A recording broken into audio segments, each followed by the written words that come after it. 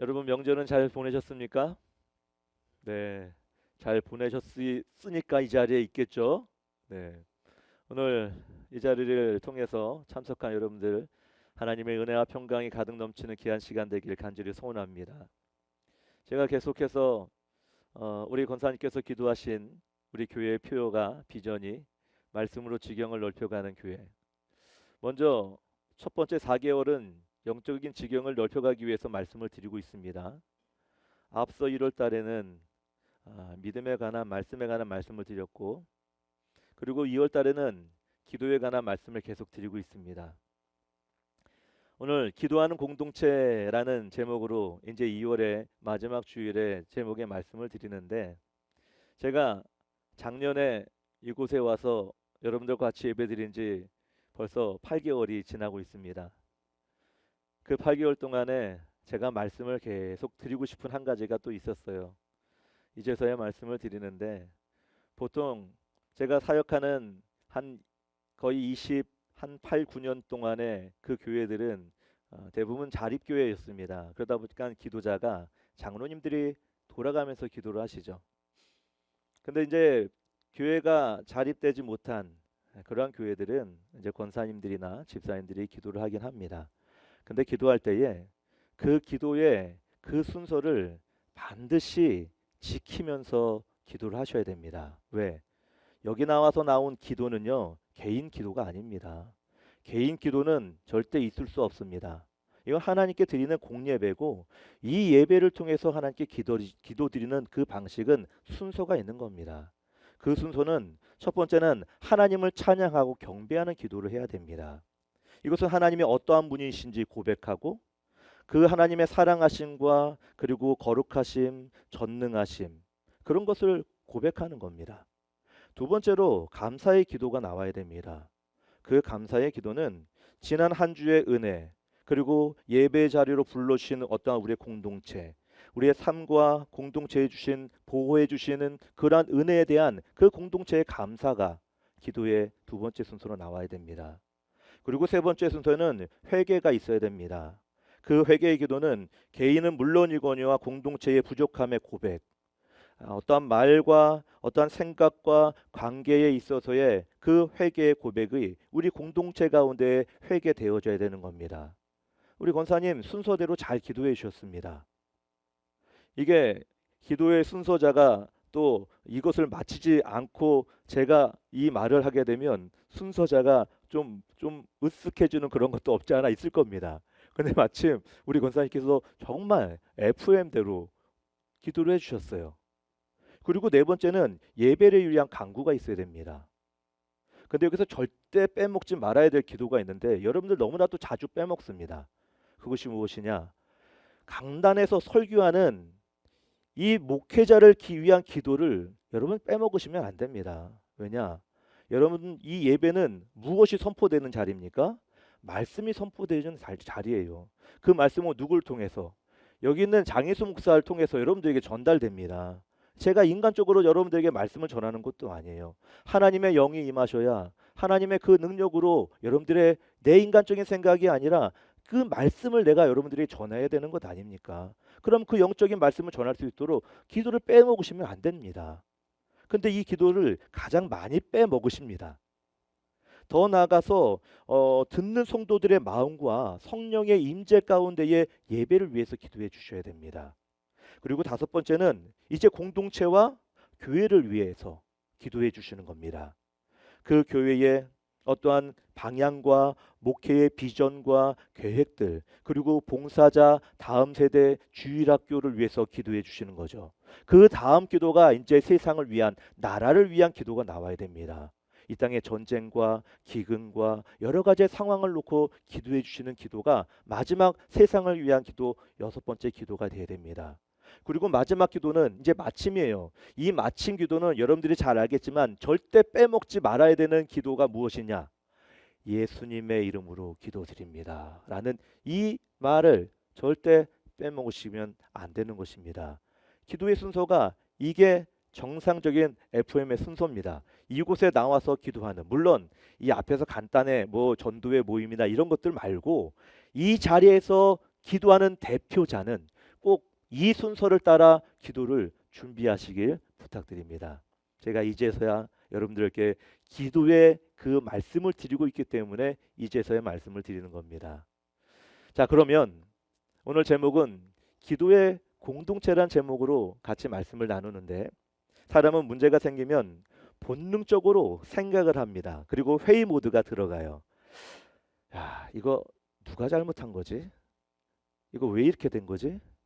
도대체 어떻게 이걸 해야 되나?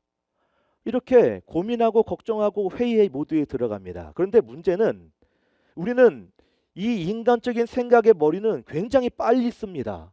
반면에 하나님께 무릎을 꿇는 시간은 가장 늦습니다. 이게 문제라는 겁니다. 그런데 오늘 본문의 초대교회는 전혀 그렇지 않습니다. 정반대예요. 그들은 지금 위협을 당했습니다. 야고보가 죽었어요. 베드로도 모르겠습니다. 언제 죽을지. 교회의 기둥 같은 사람들이 이런 상황 가운데 있는 거예요. 그런데 그들은 그 어떠한 이런 위협을 당했을 때에 먼저 모여서 이것을 어떻게 할까? 전략회의나 그리고 어떻게 이거 인간적인 방법으로 이것을 해결해야 될까라는 그러한 모임이 절대 없었다라는 겁니다. 그들은 가장 먼저 하는 것이 무엇이냐? 바로 기도였다라는 겁니다. 기도회를 먼저 열었어요.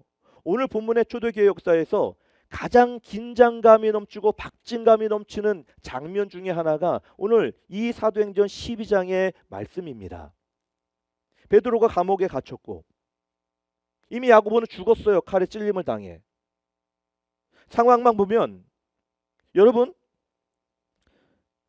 회의하지 않고 전략도 하지 않고 항해문도 쓰지 않았습니다. 그들은 온전히 기도만 했습니다. 오늘 사도행전 12장 5절 말씀에 같이 읽어볼까요? 이에 베드로는 옥에 갇혔고 교회는 그를 위하여 간절히 하나님께 기도하더라. 아멘. 그들이 먼저 한 게 무엇이라고요? 뭐 생각하고 잔머리 굴리고 뭐 인간적인 방법으로 한 게 아니라 그들은 먼저 모여서 기도했다라는 겁니다. 이 장면이 참 재미있습니다. 여러분, 교회 공동체가 왜 기도했겠습니까? 그 두 기둥, 그 요한과 베드로, 요한과 베드로와 그리고 그 기둥들이 지금 위험에 처해 있고 교회가 무너지기 직전인 것입니다. 그렇기 때문에 그들이 기도한 건데 마침 그 기도하는 순간 천사가 베드로에게 찾아와서 쇠사슬, 철문 그리고 그 병사들 다 제끼고 베드로가 요한의 집 앞에 지금 와 있습니다. 그 있는 상태에 들어갔더니 그들은 이 사람이 정말 베드로인지 전혀 모르는 거예요. 믿지도 않는 겁니다. 여러분, 하나님은 그들의 믿음의 크기를 원한 것이 아닙니다. 믿음의 어떠한 강도를 원한 것이 아니에요. 하나님은 그들의 기도하는 그 모임 자체, 그 공동체, 그것을 들으신 겁니다. 우리에게 중요한 질문이 바로 이것입니다. 여러분, 교회가 성장하고 그리고 교회가 강해지는 이유가 분명히 있는데 그 이유가 무엇이라고 생각합니까? 여러분, 사람의 수가 늘어난다고 그렇습니까? 프로그램이 좋다라고 그럴까요? 아니면 어떤 시스템이 강력하기 때문에 그렇기 때문에 교회가 성장할까요? 천만에요. 그렇지 않습니다. 교회가 공동체가 기도하는 모임이 있는가 없는가, 의논만 하는가 아닌가, 거기에서 교회 성장과 그 건강은 판가름 나는 겁니다. 그리고 나서 프로그램이나 시스템이 있으면 날개를 다는 것처럼 성장하는 거죠. 기도하는 공동체는 문제를 이해하기 전에 먼저 하나님을 먼저 중심으로 모셔드리는 그 모임 자체가 그것이 하나님께서 원하시는 뜻이기 때문에 그렇습니다. 오늘 기도하는 공동체 두 가지만 말씀을 드립니다. 첫 번째, 문제 앞에서 분석보다 먼저 하나님께 나가시기 바랍니다. 먼저 하나님께 나가십시오. 오늘 읽지는 않았지만 사도행전 4장에 보면 베드로가 요한과 같이 잡혔다가 풀려나는 그러한 일이 앞에도 있었습니다. 이건 단순한 사건이 아니에요. 공동체에 존폐 위기가 달려 있는 겁니다. 교회가 문을 닫아야 되는지 말아야 되는지 그러한 위기의 상황인 거예요. 그런데 교회가 모여서 첫 번째 한 그 반응이 무엇이냐? 그 4장의 24절 말씀을 같이 한번 봅시다. 같이 읽습니다. 시작. 그들이 듣고 한 마음으로 하나님께 소리를 높여 이르되 대주제여 천지와 바다와 그 가운데 만물을 지은 이시요. 아멘. 뭐라고 말씀합니까? 하나님, 저 자식들 없애주세요. 하나님, 이 상황 해결해 주세요. 하나님, 나 너무 아픕니다. 하나님, 이것부터 해결해 주세요. 여러분, 이런 고백이 지금 여기 교회 저 말씀에 나와 있습니까? 아닙니다. 이들은 나오자마자 하나님 앞에 고백하길 대주제여 천지와 바다와 그 가운데 만물을 지으신 이시여라고 고백을 합니다. 이 말이 무슨 말이겠습니까? 하나님 앞에 모든 것을 맡기겠습니다. 하나님은 전능하십니다. 전지하십니다.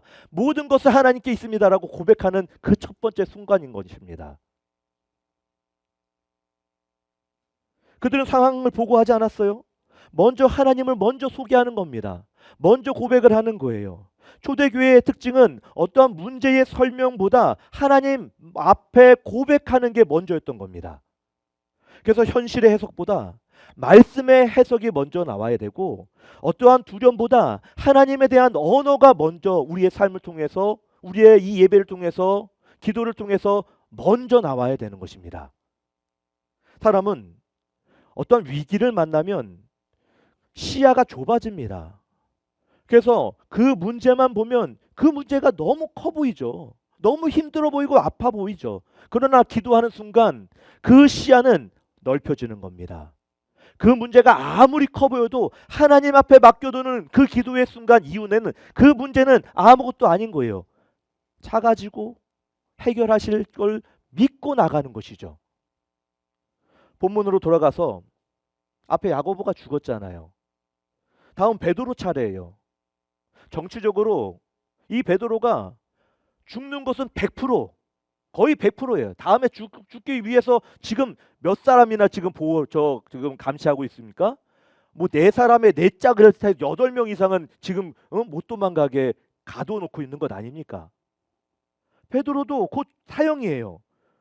사람이라면 이러한 교회의 어떤 성도들이 바라봤을 때에 그 기둥 같은 그 베드로와 야고보와 요한이 그런 상황이 되었으니까 야 이거 어쩌나 이 현실을 어떻게 해야 되나 하면서 뭐 현실을 분석하고 가능성도 계산하며 어떻게 끌어낼지 뭐 책임은 누구에게 있는지 이런 모든 것들을 생각해 볼 수 있는 것 아니겠습니까?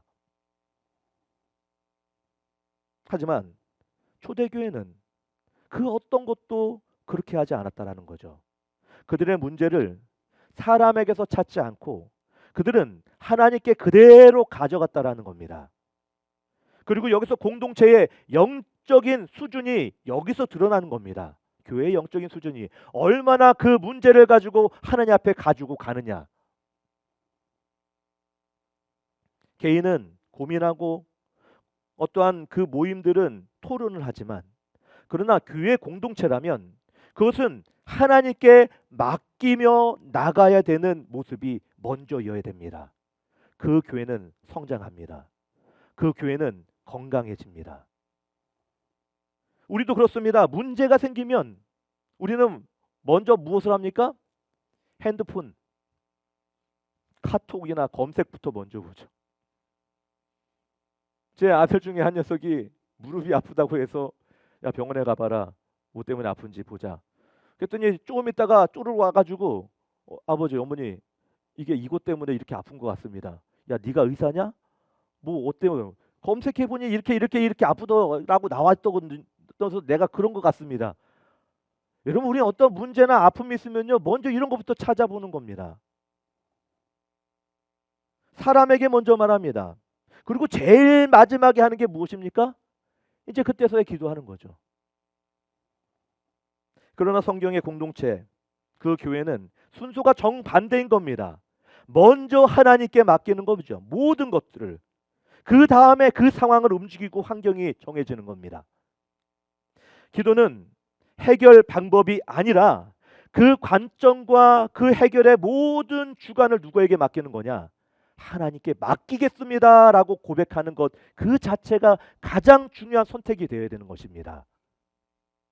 그래서 기도하는 공동체는 이렇게 고백하는 것이죠. 이 문제의 결정권자가 내가 아닙니다. 하나님이 하셔야 됩니다. 라고 고백하는 것. 그래서 기도는 패배자가 제일 마지막에 드리는 그 순서가 아니라 우리는 믿음의 성도로서 가장 먼저 선택해서 가장 먼저 드려야 되는 순서가 기도의 순서여야 되는 것입니다. 두 번째로 기도하는 공동체는 어떠한 결과보다 하나님을 경험하는 것, 이것이 중요한 겁니다. 어떠한 결과보다 하나님을 경험하기 원하셔야 됩니다. 이 환경과 상황을 통해서 나에게 어떠한 경험을 하나님 원하십니까? 라는 그 기도의 제목이 내 안에 있어야 되는 겁니다. 구약 성경에 보면은 이스라엘 백성들이 애굽에서 이제 나와 가나안 땅으로 가야 되는데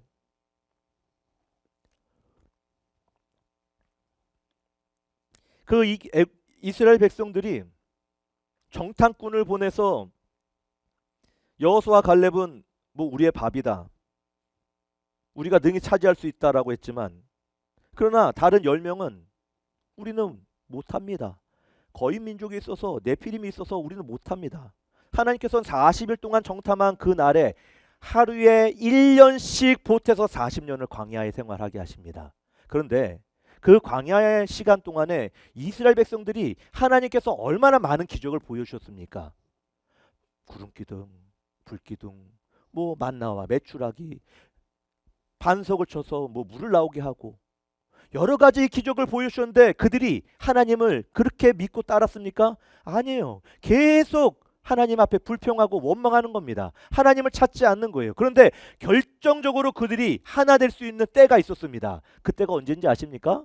바로 여호수아를 통해서 요단강을 건너가는 그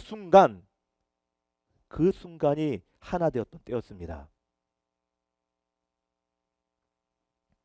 그 어떠한 기적과 그 어떤 말씀을 들을 때가 아니라 요단강이 갈라지는 그 장면을 함께 본 날, 함께 경험하고 함께 느꼈던 그 순간이 그들에게는 최고의 순간이었습니다. 더 이상 그들은 무리가 아니에요. 수백만 명에 이르는 무리가 아니에요. 그 시간 이후부터는 그들은 기도의 공동체가 된 겁니다. 요단강이 갈라지는 것은 제사장이 먼저 발을 디디자 그 요단강이 물이 멈췄어요. 근데 물이 멈췄는데 성경에 그 여호수아 말씀을 보면은요, 그 물이 끊어지면서 그 아담 성읍 그 뒤로 물이 보였더라라고 말합니다. 성경에 그렇게 기록되어 있습니다. 그런데 그 아담 성읍이란 그 지역은 어떤 지역이냐? 여러분, 물은 어디에서 어디로 흐릅니까? 위에서 아래로 흘러지는 게 정상 아닙니까? 그런데 그 아담 성읍은 윗지역이에요. 30km, 정확하게 32km 정도 됩니다. 그 32km 되는 그 위로 역류해가지고 아담 성읍에 홍수가 일어났다라는 거예요. 여러분, 어떻게 이게 가능한 일이겠습니까? 가나안 사람들이 놀란 거죠. 야, 이거 어떠한 일이, 어떻게 이렇게 이곳에 홍수가 날 수가 있냐? 라고 하면서 무서워할 수밖에 없던 겁니다.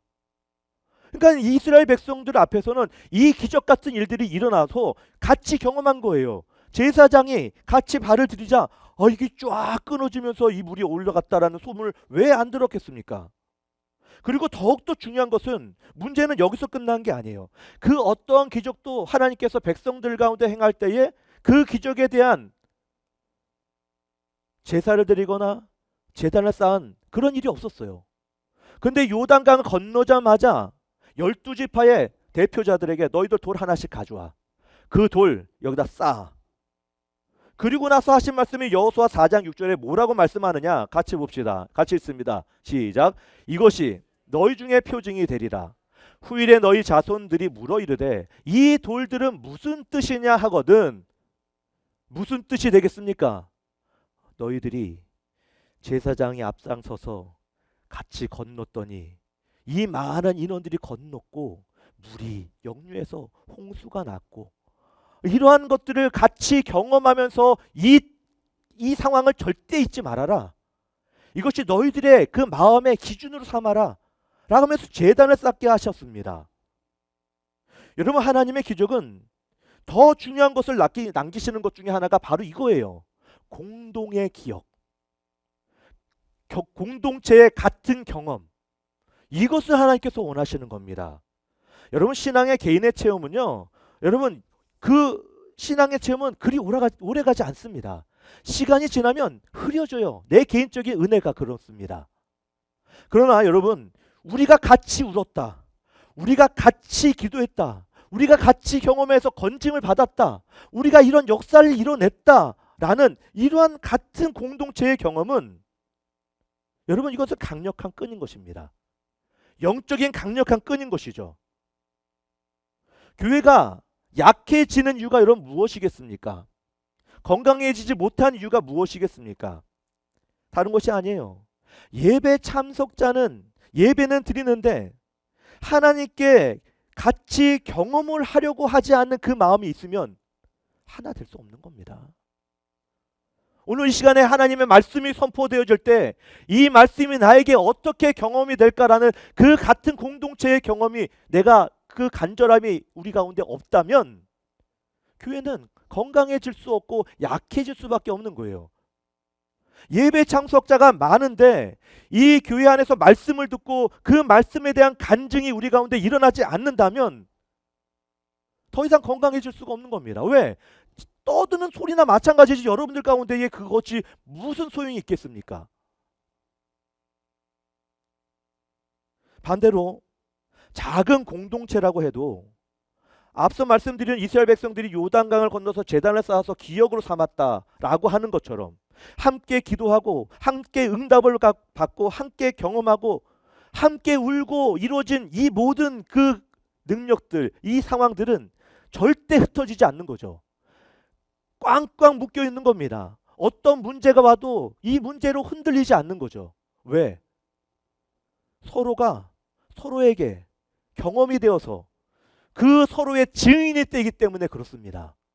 아, 우리가 이랬었지, 우리가 이런 상황을 우리가 이렇게 이끌었지 라는 이러한 경험과 이러한 공동체의 경험들이 묶여 있으면 그 어떤 상황도 흩어지지 않는 겁니다. 다시 본문으로 돌아갑시다. 9절 말씀에 이제 베드로가 나왔어요. 어디서? 감옥에서 나왔습니다. 나오자마자 이제 그게 꿈인지 생시인지, 아, 그때서야 하나님께서 천사를 통해서 나를 이렇게 이끌어내셨구나 라고 하면서 마가라는 요한의 어머니 집에 들어가요. 들어가는데 어떻게 그 상황이 되느냐, 말씀을 통해서 한번 읽어보겠습니다. 같이 12절부터 읽어보겠습니다. 시작.